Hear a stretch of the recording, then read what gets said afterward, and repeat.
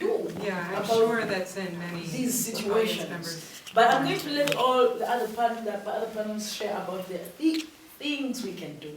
But I want to share just one thing, and that yes, we can do a lot.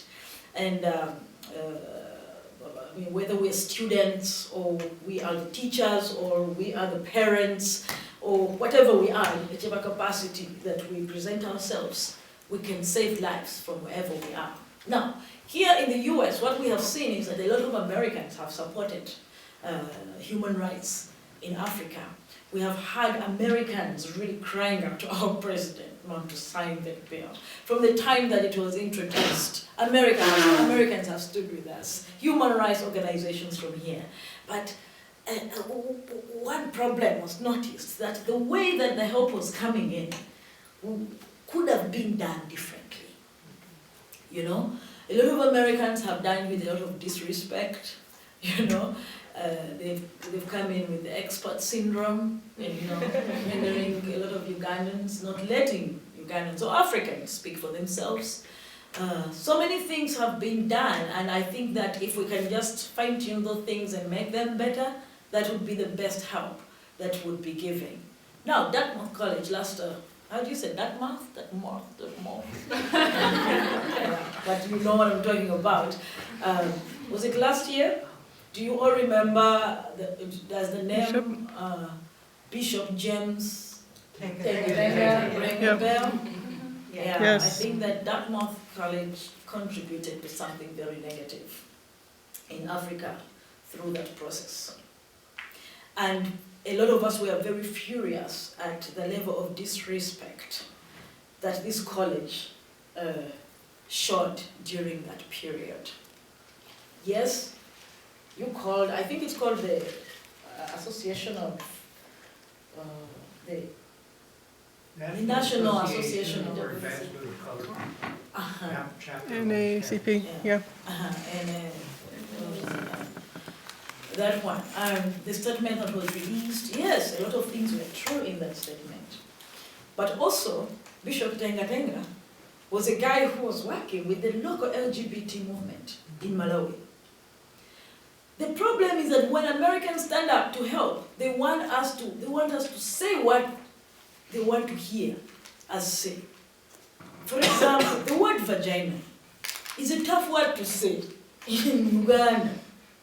In fact, sometimes it's even worse in our local languages. You'd rather say vagina than not manna, which is what it is in my language. It's like when we're kids, we'd be beaten for saying manna, or just saying my vagina. You tell your mom that my small animal is itching. You know? Like, you can't say the things. But when, and I'm sorry I'm going to generalize, but when an American comes, they want you to say, you say vagina, it's called a vagina. You know, without forgetting that in this place, in this country, in this culture, or in these people, we do not say it that way. The same thing, what we are using for LGBT is all important. Our sexuality is not important. A lot of us had never met, because they say it's a white man's thing, had never met white people. Those days when some of us realized we were gay, white was scarce. In fact, if a white man came walking on the village, kids would start following, running after that Muzungu. You know, Muzungu shout, Muzungu, Muzungu. Muzungu is white person. That it was not easy to have a friend even who is white. It was not easy. TV was not in every house. And even when TV was there was news, Didi's comedy show. There was nothing like anything to do with soaps that show, and different strokes and that kind of stuff. Nothing that even shows sexual orientation. Because I'm sure there was fundamentalism here still during those years. But Bishop Tengatenga has really done a lot to bring clergy, the clergy of Malawi, close to SEDEP. Now that you know Tengatenga, you know SEDEP. SEDEP is the key LGBT movement organization in Malawi. They were working with this guy. He connected them to the church. Like, Tengatenga would go in public and say, no, we will not support this. But here, he is working with the local movement to push.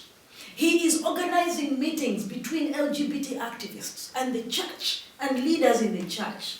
Now, Dartmouth College comes and says this and this, and then African activists come out and say, no, this cannot be done.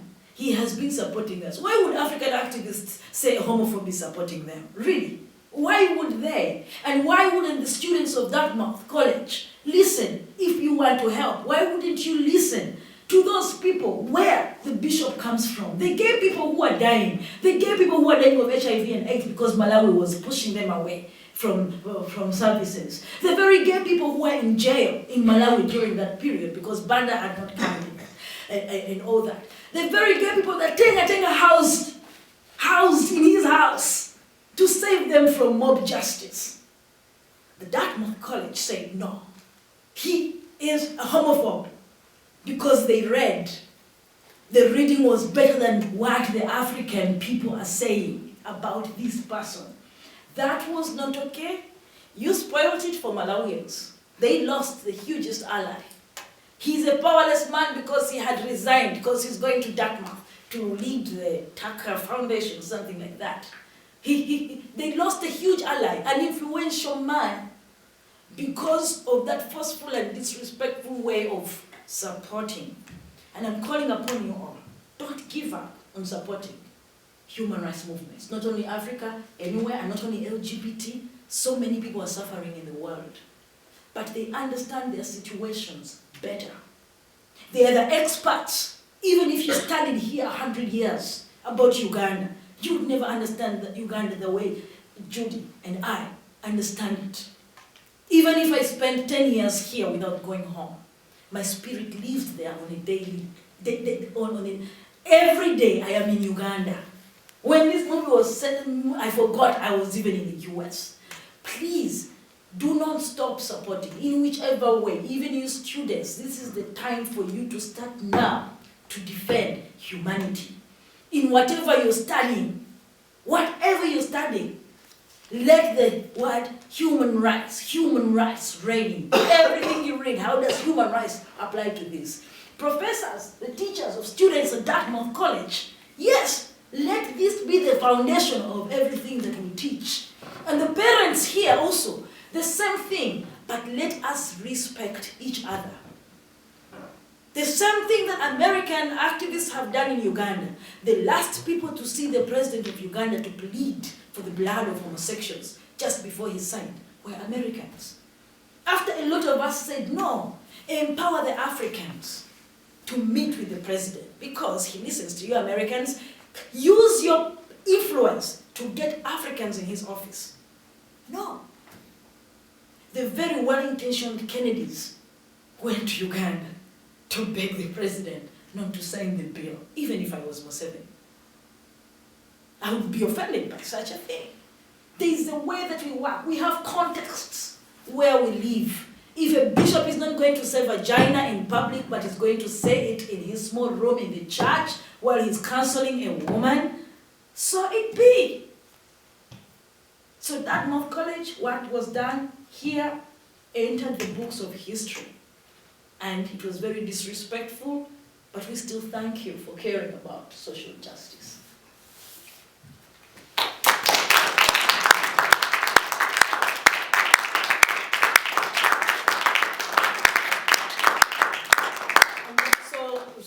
So that's something small that I forgot. If you saw the statement that came out of Africa, I don't know if any of you saw it. I can actually send it, so you share it. There were a few of us who signed. I was, I think, one of 2 activists who signed. The rest were African religious leaders, including Bishop Desmond Tutu, who you respect. And Bishop Tutu was saying, this is a good man, stands for social justice, believes in social justice, has defended LGBT people in Africa. How disrespectful of our leaders. In the name of support, I'll end here, no, sorry, but yeah, I felt that I needed to communicate this. I have no words except Weba Lignon. Thank you to our panelists. Judy and Victor will be here until Saturday morning if anyone wishes to make additional connection with them. So thank you.